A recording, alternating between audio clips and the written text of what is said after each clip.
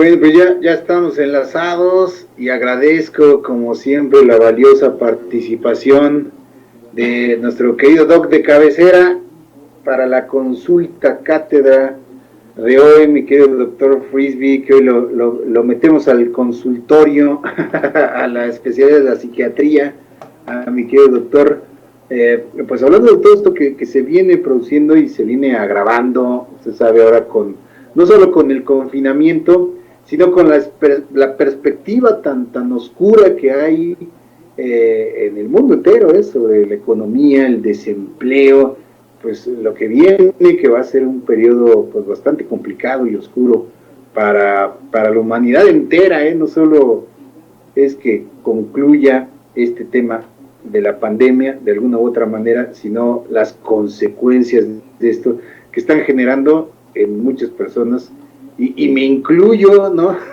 Pues un tema de incertidumbre sobre lo que viene, sobre lo que va a pasar, insomnios, ataques de pánico y muchas otras manifestaciones que, pues si no se controlan o se desahogan de alguna manera, pues pueden somatizar y afectar nuestras propias defensas. No, mira, ¿cómo estás? Muy buenos días, qué gusto saludarte y escucharte como siempre, Doc. Muy buenos días, Jorge, muy buenos días a todos. Y sí, como lo comentas, mira, afortunadamente nosotros ya hemos hablado de estos temas, ya incluso ya hablamos de ansiedad y depresión. Lo que pasa es que ya fue hace 2 años. Hace 2 años estaba revisando, en el 2017 fue cuando tocamos el tema de depresión, ansiedad y todos estos temas.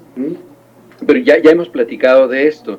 Entonces, nada más es prácticamente como lo diría Samuel Macías, es un repaso ya de la residencia que hemos estado haciendo aquí, de los temas que hemos revisado. Y sí, hay que recordar que la depresión es la enfermedad más frecuente en todo el mundo. Es la enfermedad que no está diagnosticada. Aproximadamente el 50% de las personas con depresión no están diagnosticadas en condiciones normales.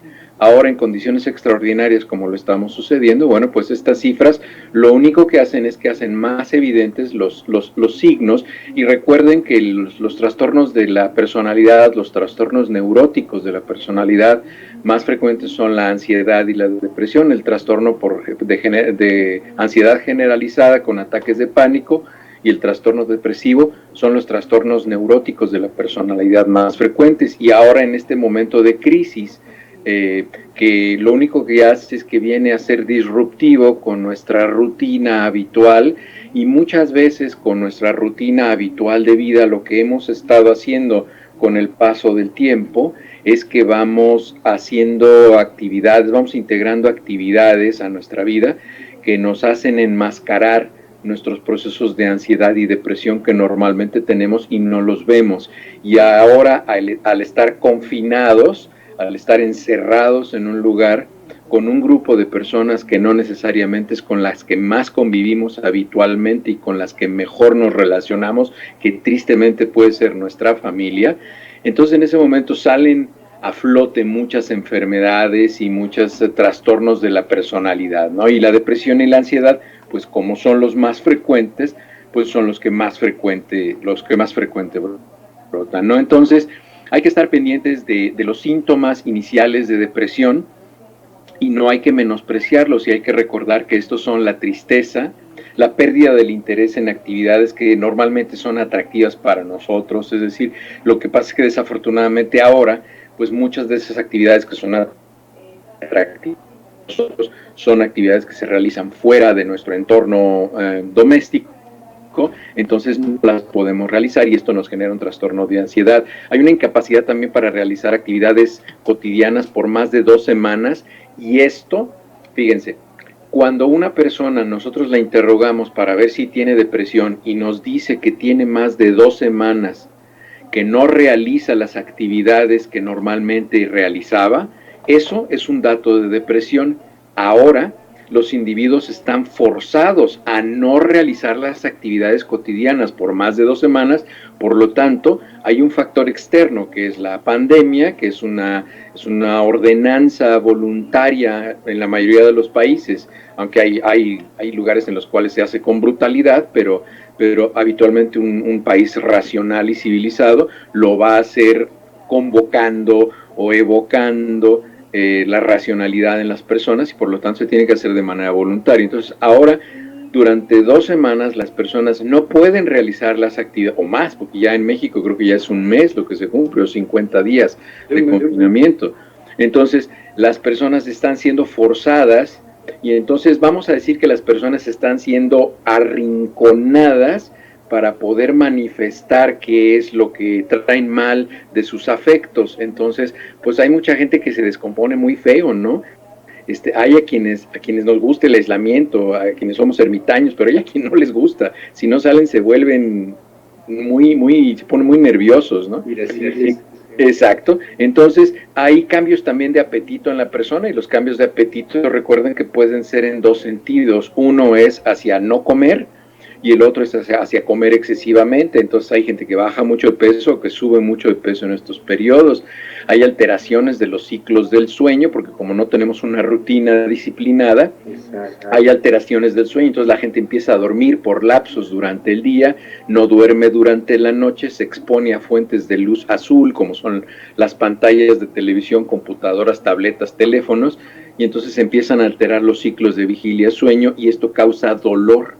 Esto genera inflamación generalizada, causa dolor articular, dolor muscular, dolor de cabeza, y esto hace que la persona, bueno, pues se encierre todavía más en este círculo de ansiedad y depresión.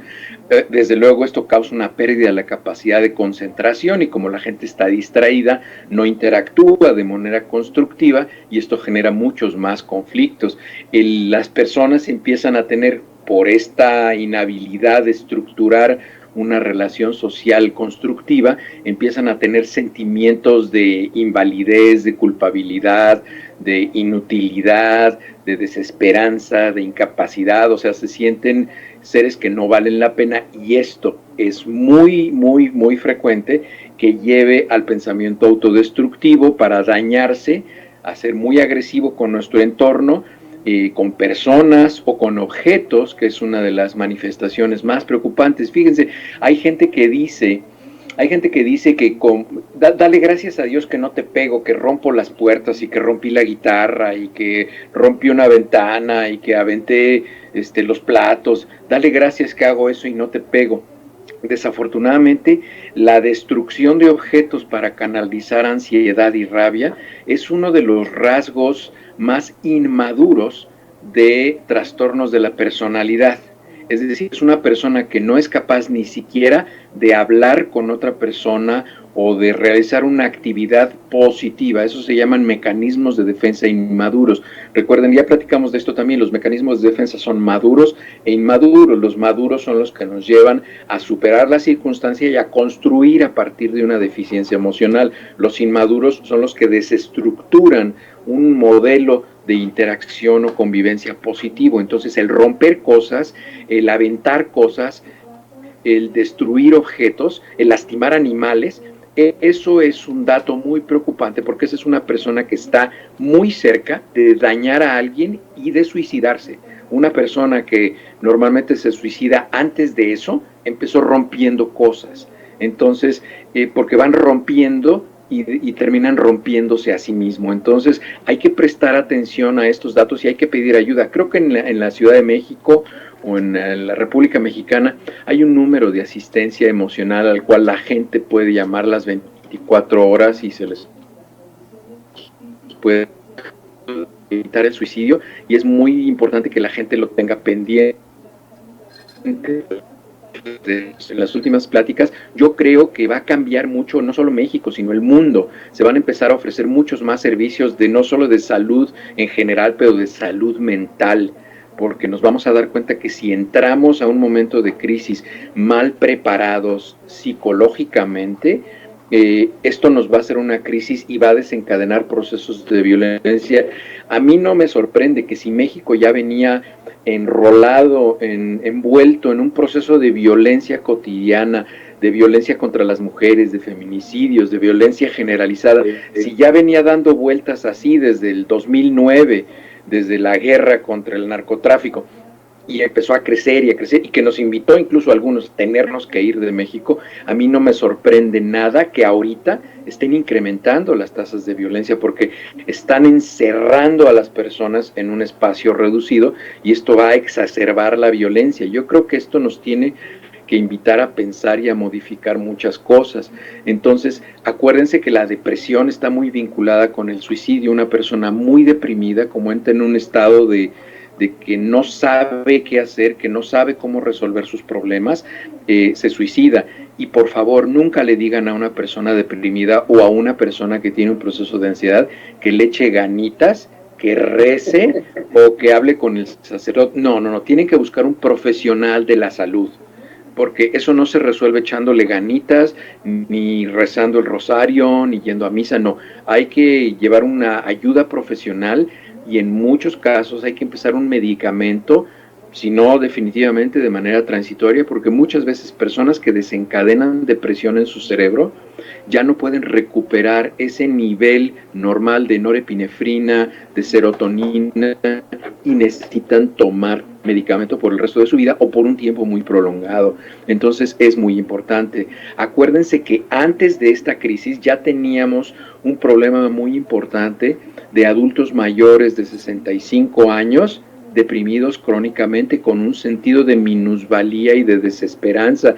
Por eso ahora ven que con las convocatorias que hay para que regresen médicos retirados a trabajar, empiezan a salir una serie de médicos de 60, 70. Ayer vi uno de 84 años, una cosa así, diciendo que él quiere ayudar y que él quiere ir a trabajar. O sea, esa gente está deprimida. El que un médico de 84 años retirado por 15 años no entienda que está desactualizado, que se pone en riesgo, en fin, o sea, es un kamikaze prácticamente esa persona que está saliendo a proponerse para ir y trabajar. ¿Pero por qué? Pues porque están deprimidos. A veces esas actitudes heroicas lo único que nos están haciendo ver es que la persona está deprimida, está en un proceso de minusvalía, que es capaz de inmolarse, pero no dejar de valer. Entonces es muy importante prestar atención a ese tipo de conductas que pueden ser muy llamativas y pueden ser muy heroicas o pueden ser muy de sentido de admiración, pero muchas veces lo que están traduciendo es un sentido de minusvalía en realidad. Entonces, fíjense, la primera causa de depresión en los adultos mayores era la soledad, eran abandonados, pero ahora, como está la familia reunida y ellos están ahí, ahora ya no están abandonados, ya no están en soledad, ahora ya están inmersos en un vínculo familiar que muchas veces los va a hacer ver que están solos aún cuando la familia esté ahí, porque van a estar todos los de la familia, pero lo van a dar por descartado, lo van a pintar de invisible y eso lo va a deprimir más, porque la gente está envuelta en su misma dinámica individual, cada uno de ellos, en vez de que busquen mecanismos de integración. Yo creo que sería muy importante que los gobiernos empezaran a hacer, no sé, las televisoras, los programas por YouTube y esto, que hicieran dinámicas de integración familiar, que invitaran a la gente a que realizara actividades en común en la casa, para que se integraran, y claro que surjan conflictos, y siempre va a haber personalidades dominantes, y siempre va a haber quien va a querer romper el círculo de armonía porque se sienten más a gusto en el conflicto, pero yo creo que todo esto es una llamada de atención para que descubramos estilos de vida saludable. Ya se los he dicho muchas veces a todos ustedes, yo soy muy optimista, yo siempre trato de pensar positivo, porque la única diferencia entre un optimista y un pesimista es que el optimista disfruta la vida, el pesimista no. Muchas de las cosas que no disfrutamos no las podemos cambiar, como esto de estar encerrados. Esto ustedes no lo pueden cambiar, ustedes no tienen una palabra, no hay nada que puedan decir que modifique lo que va a suceder, pero lo que sí pueden hacer es disfrutar la vida. Entonces, esa sería mi invitación para que disfrutaran la vida y se dieran cuenta que, bueno, pues pueden hacer las cosas bien, ¿no? Pueden hacer las cosas bien, pueden ir identificando todos estos rasgos que les digo de depresión, de ansiedad, y pues tratar de superarlos y trabajar en ellos, ¿no? Muy bien, doctor. Sí. Hacer ejercicio, ¿no? Ejercicio físico, obviamente, el tener una distracción, una ocupación en la mente y hablar ahora sí que con quien más confianza le tengas, o con un profesional incluso, como bien sugerías, pues serían en todo caso las recomendaciones para quienes en determinado momento se encuentren en esta situación. Digamos, escuchaba yo hace unos días, y lo mencionabas tú, el insomnio, pues es precisamente por esta alteración de rutina, ¿no? A veces, o acaso no nos cansamos lo suficiente y entonces tenemos ya nuestro reloj biológico que con cierto descanso, pues ya se prepara automáticamente para la jornada y pues resulta que no, que son las 4 de la mañana, no las 4:30 y ya te despertaste para reactivarte, pues ahí, ¿qué hacer, doctor? No recurrir desde luego a somníferos ni nada de esto, pues no es lo recomendable, ¿no? No, lo ideal es que recobremos una rutina diaria, que nos levantemos. Mira, lo más recomendable, por ejemplo, lo que yo hago aquí en la casa, es que aunque esté haciendo telemedicina, que estoy viendo pacientes a través de la televisión y del teléfono muchas veces, porque hay pacientes que no quieren que los vea, entonces se hace nada más por audio. Yo me he visto, me he visto como si fuera a ir a trabajar, tiendo mi cama, arreglo mi cuarto, aunque no vaya a salir, trato de llevar la disciplina de los alimentos a las horas a las que normalmente las llevo, hago ejercicio, tengo un gimnasio aquí en la casa, me acuesto a la misma hora, me despierto a la misma hora, entonces hay que tener una rutina y una disciplina, o sea, hay que tratar de darnos cuenta que la disciplina y el orden viene desde adentro. Estamos muy acostumbrados a que la disciplina y el orden nos los implantan desde afuera. Es un entorno, es un horario, es un reloj que checamos, es un jefe, es una lista de pacientes, en fin. No, hay que tener una rutina por una disciplina personal, por un orden individual. Y eso nos va a mantener en una dinámica que nos va a pertenecer a nosotros.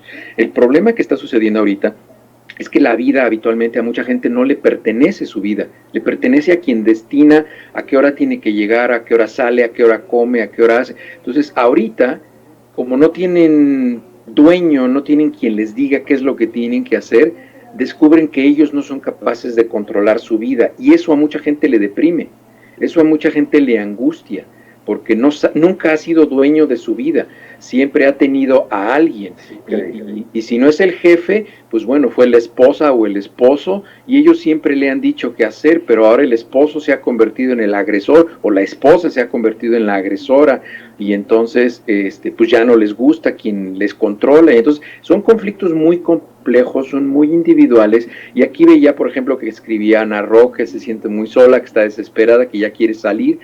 Acaba de abrir ahora en esta crisis que hay, WhatsApp, que entiendo que es WhatsApp, que es una aplicación que utiliza la mayoría de la gente, o esta de Skype o el Zoom, creo que pueden hacer llamadas de 45 minutos por Zoom y puede haber hasta 40 personas, una cosa así. Hagan reuniones, hagan videoreuniones, pero cuando hagan sus videoreuniones, vístanse bonito, prepárense unos bocadillos, como si estuvieran con la gente enfrente.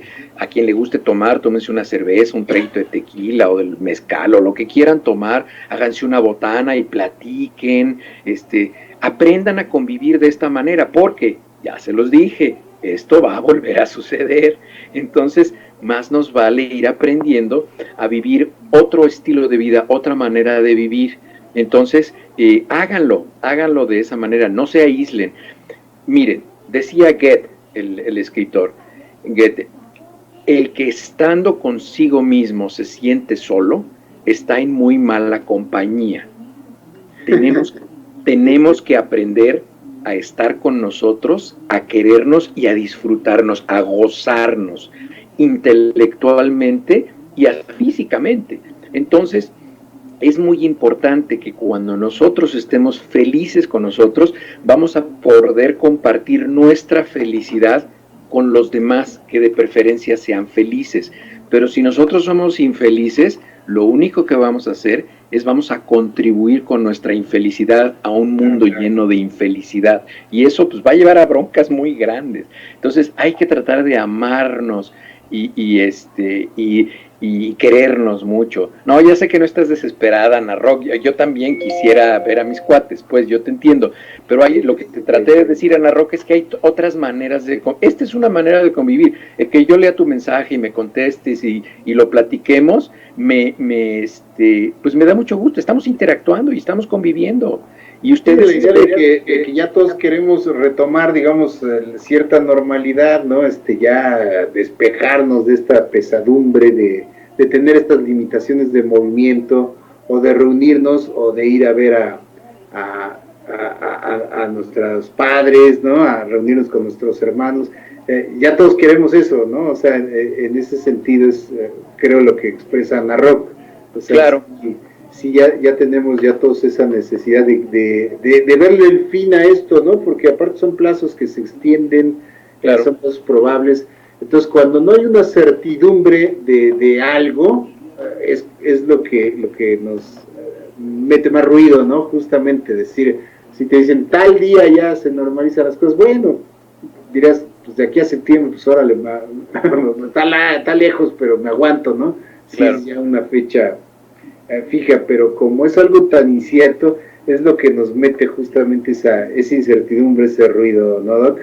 Sí, eventos inesperados como la muerte de alguien, como una enfermedad crónica o una enfermedad terminal, el aislamiento, un accidente que nos causa una discapacidad, que nos confina a una cama, ese tipo de eventos lo único que hacen es que necesitamos en esos momentos de crisis hacer uso de nuestra cuenta bancaria emocional, y por eso es importante tener un ahorro y una reserva de afectos. Hay que tener una cuenta de afectos muy cuantitativa, muy valiosa, que tenga un saldo muy grande, que en circunstancias normales nosotros podamos estar en paz y en tranquilidad, porque si en circunstancias habituales estamos enojados, con rabia, insatisfechos, infelices, cuando llegue un momento de crisis, pues ¿qué va a pasar? Que nuestra cuenta de banco emocional está casi vacía y se nos va a acabar muy pronto, y vamos a estar así como si no tuviéramos dinero, vamos a estar desesperados emocionalmente, como lo estaríamos financieramente. Entonces hay que tener una reserva de emociones sólida, robusta, para que en momentos de crisis podamos sacar una actitud propositiva, una actitud constructiva, algo positivo, y que incluso seamos un remanso de paz para quien no tenga la posibilidad de hacerlo, ¿no? Y para eso no se necesita dinero, se necesita simplemente descubrirnos, vernos a los ojos. Hagan un ejercicio, a ver quién de ustedes es capaz de verse al espejo a los ojos, véanse a los ojos, al espejo, pero háganlos de manera sostenida durante 1 minuto. Les va a parecer que es 1 hora, porque no están acostumbrados a verse a los ojos. Ustedes sabían que hubo un experimento en el cual forzaban a 2 personas de diferentes preferencias sexuales, forzaban a 2 personas que potencialmente podían ser afines y los hacían verse a los ojos durante 3 minutos sin parar, sin hablar, simplemente sentados frente a frente, viéndose a los ojos, sin ver otra cosa más que sus ojos, y el 60% de esas personas, después de haber completado los 3 minutos de verse, continuaron con una relación de amistad, algunos de pareja, en fin, pero todos continuaron una relación por el tiempo futuro. Este experimento psicológico lo que nos hace ver es que no observamos a la gente, no le prestamos atención a la gente, y si nosotros le prestamos atención a la gente que nos rodea, pero nos detenemos realmente y prestamos atención y escuchamos y somos sensibles y abiertos, podemos establecer mucho más relaciones, pero siempre queremos ser nosotros y que todo gire alrededor de nosotros. Entonces, por eso es muy importante sentarte y escuchar y entender, pero al primero que hay que sentarte y escuchar y entender es a ti mismo. Siéntense frente al espejo y véanse en el espejo durante 1 minuto y véanse a los ojos y van a ver que no aguantan. Y a veces hasta ganas de llorar les dan, o se empiezan a reír. No pueden hacerlo con tranquilidad porque no lo han hecho durante mucho tiempo, ¿no? Son ejercicios muy interesantes. Interesante, doctor. Hoy aprovechándote, pues en relación, ayer hubo información importante con respecto a lo que son los tratamientos. Hablaba ya el infectólogo de la Casa Blanca del Remdesivir como ahora uno de los medicamentos más efectivos. Aquí el doctor Alcocer, el secretario de Salud, dice que pues ni lo recomienda ni lo desincentiva, pero no hay a ciencia cierta todavía un medicamento en específico para tratar el COVID, doctor. ¿Qué nos tienes tú sobre esto? Esa es la realidad. Hay, como lo comentó el doctor Alcocer, que ya les dije muchas veces, es una eminencia el doctor Alcocer, hay como 60 o 70 medicamentos que se están ensayando en el mundo. Los más frecuentes, los más usados son 10. Son 10 y hay algunos muy prometedores, hay algunos son otros, pero no son tratamientos. Acuérdense, esto ya lo platicamos, son ensayos clínicos. Un ensayo clínico es aquel en el cual, cuando nosotros queremos utilizar un medicamento, hay fases. Cuando nosotros queremos proponer un tratamiento, hay fases clínicas de investigación.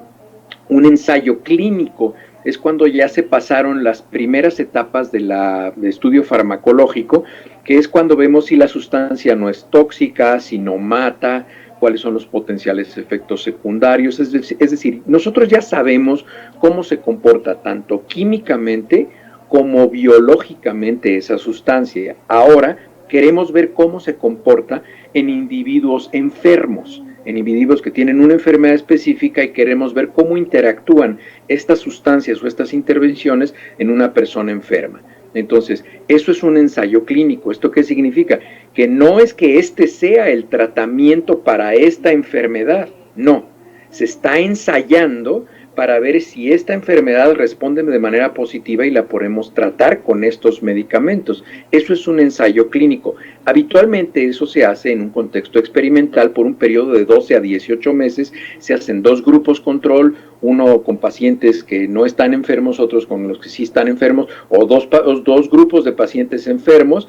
A unos se les da una sustancia y a otros se les da otra, o a algunos se les da placebo y otra, y ni los médicos que les están dando la medicina, ni los pacientes saben qué les están dando a quién. Hay códigos en los cuales se sabe. Eso se llama un estudio aleatorizado doble ciego. Es el estudio ideal para conocer cómo responden los pacientes. No tenemos tiempo para hacer eso ahorita. Entonces, ¿qué se hace? Se hace un uso por emergencia o un uso por compasión, y se elabora un ensayo clínico y se ensayan ciertas sustancias. Conocemos cómo actúan algunos antivirales. Por ahí puse un video en YouTube en el cual les hablo cómo actúan estos antivirales, que habitualmente lo que hacen es que bloquean el metabolismo que en el cual la enzima en la cual se reproduce el RNA, es decir, la información genética del virus, la hidroxicloroquina, que impide que el virus encapsulado se brinque a la célula, como lo enseñaba ayer el doctor Alcocer, esa vacuolización, que no es otra cosa que, háganse cuenta, que el virus se pega a la membrana, forma una capsulita y se mete al interior de la célula para utilizar el software de la célula y replicarse, y cada virus que se mete a un neumocito tipo 2, que es la célula a la que se mete, puede llegar a producir hasta 1 millón de virus en un periodo de 24 horas. Entonces, ¿qué es lo que hace la hidroxicloroquina? Se mete el virus y se encapsula, pero no permite que este virus se abra adentro de la célula. Los antivirales impiden que se reproduzca el material genético. Los modificadores de la enfermedad, el tocilizumab, impide que los virus se integren o que salgan de la célula. En fin, son diferentes pasos los que va bloqueando la enfermedad, porque eso ya sabemos que lo han hecho con otras enfermedades, pero en este momento lo que se está haciendo es un ensayo clínico de muchos medicamentos, y estamos aprendiendo cada día nuevas respuestas de los pacientes. Por ejemplo, fíjense, lo que más nosotros conocíamos como efecto secundario de hidroxicloroquina era que causaba una prolongación de lo que nosotros conocemos como el periodo QT. El periodo QT es cuando el corazón se contrae y cuando el corazón se recarga en su electricidad basal. Ese es el periodo, pero se prolongaba ese. ¿Y ese cuál era el riesgo? Que podía dispararse otro latido a mitad de ese espacio QT, y entonces se desencadenaba una arritmia que podía ser de riesgo para la vida. Entonces, eso es lo que pasaba en pacientes, pero es que nosotros habíamos visto hidroxicloroquina en pacientes con artritis reumatoide, a los cuales se los dábamos por 6, 5, 8 meses, 10 años. o pacientes que tenían enfermedades cardiovasculares, pero aquí son personas jóvenes que habitualmente no tienen un problema cardiovascular todavía significativo, no tienen arritmias, entonces no vemos ese tipo de efecto. Entonces esas precauciones ya no son las que vamos a tener respecto a los pacientes con coronavirus. Vamos a tener otro tipo de precauciones. Seguramente vamos a empezar a ver otro perfil de efectos secundarios, otro perfil de indicaciones. Estamos aprendiendo y eso es lo que significa un ensayo clínico, que no un tratamiento. Un tratamiento es cuando ya pasamos esta fase de pruebas y ya podemos decir, este medicamento, recuerden, ya lo hemos platicado también, los beneficios potenciales del medicamento superan con mucho los riesgos potenciales, por lo tanto aceptamos que es un tratamiento apropiado para esta enfermedad. Muy bien, pues sí, decíamos, a diferencia de lo ocurrido con el H1N1, que rápidamente pues se encontró el Tamivir y el otro, ¿cómo se llamaba? El otro medicamento como tratamientos efectivos, pues fue también la diferencia entre lo que ocurrió en aquel entonces y ahora, ¿no, doctor? El oseltamivir era parcialmente útil porque lo tenías que dar en las primeras 48 horas, pero pues, ¿quién busca? A ver, Jorge, ¿quién busca atención médica en las primeras 48 horas con síntomas de gripa? ¿Qué porcentaje de la población? No, pues prácticamente nadie. Entonces, fíjate, era farmacológicamente eficiente el oseltamivir, está perfectamente farmacológicamente eficiente. Sin embargo, hay estudios publicados que nos enseñaron que al 87% de los pacientes a los cuales se les prescribió oseltamivir ya no era eficiente. Es decir, los pacientes se curaron solos. Lo eficiente contra cualquier enfermedad como esta va a ser la vacuna. Entonces, ese fue un ensayo clínico que el mayor beneficiado en el ensayo clínico de oseltamivir, sin duda alguna, fue el laboratorio que elaboraba el Tamiflu, el oseltamivir. Fue el mayor beneficiado, no los pacientes, porque el 87% de los pacientes tomaron oseltamivir después del tiempo de efectividad. Es como si les diera, no sé, es como si les diera una gripa cualquiera y tomaran X medicamento una semana después. Ya nos va a servir de nada. Y que ustedes decidieran que fue el tratamiento que se tomaron una semana después, ¿no? Entonces, eso fue lo que pasó esa es la realidad de lo que pasó con oseltamivir.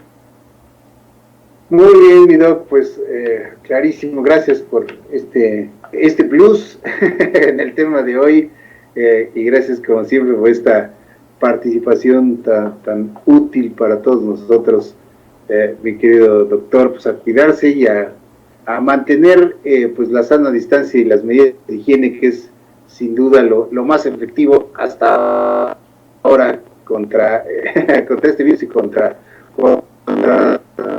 todo, ¿no, doctor? Gracias, como siempre. Te mandamos un abrazo y pues ya estaremos preparados para la siguiente. ¿Cómo pinta tu fin de semana? Ya veo muy soleado por allá, ¿verdad? Sí, fíjate que ya este lunes ya se decretó la reintegración parcial de las actividades y ya mucha gente ya está regresando a sus actividades. Yo creo que regreso a dar consulta ya en unas 2 o 3 semanas de tiempo completo. Ahorita nada más estoy yendo, como les decía, 2 días a la semana, turnos de 12 horas a ver pacientes, pero ya en unas 2 o 3 semanas ya me reintegro a mis actividades normales y ya parece que aquí ya están bajando la guardia, lo cual a mí me parece que es un riesgo porque vamos a tener un brote. Acuérdense que siempre en todas las epidemias, en la fase 3, esta que estamos viviendo ahorita en México, siempre tiene una segunda fase 3. Va a venir el pico de la fase 3, va a haber una fase 4, que es la disminución de casos, que no significa que ya pueden hacer todo, simplemente que ya de un día a otro el número de casos es menor. Eso es todo en la fase 4. Ahorita en la fase 3, de un día a otro, hay muchos más casos. En la fase 4 hay de un día a otro menos casos. Esa es la única diferencia. Pero si en la fase 4 se hace una reintegración agresiva de las actividades, hay un pico muy grande de la fase 3. Si se hace una integración paulatina a las actividades, hay una fase 3 discreta, elevada, pero la va a haber. Siempre hay una fase 3 secundaria después de la fase 4. Así es, mi doc. Tendremos que pues estar listos para ello y pues aprender a vivir con eso, ¿no? Así es. Aprender a vivir con ello y estar preparados siempre. Gracias, mi doc. Con tu ayuda, pues todavía mucho mejor. Te mandamos un abrazo. Gracias a todos y continuamos aquí. Excelente fin de semana, mi doc. Nos vemos la próxima. Gracias. Les mando un abrazo a todos. Gracias. Hacemos un corte. Continuamos.